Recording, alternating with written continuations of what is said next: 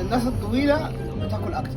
ما انا ما بثقش في اي ريفيو، بس المطعم ده انا شفت له ريفيوهات كتير، هشوف الصراحه هو يستاهل ولا لا. هو مطعم مشهور في اول جمال، والفرع الثاني بتاعه في التجمع. جرب النهارده حضرموت عنتر. مبدئيا كده قبل ما نتكلم في اي حاجه، الفرع ده زحمه جدا. ده الفرع الاصلي بتاع حضرموت عنتر. المنيو فيه اختيارات كتير جدا تقدر تختار منها. هوب الراجل نزل دبل كيك بالمقبلات، لبسنا القعده خلاص. الكيك البسيطه الخيار والطماطم بقاله 3 ايام في الثلاجه.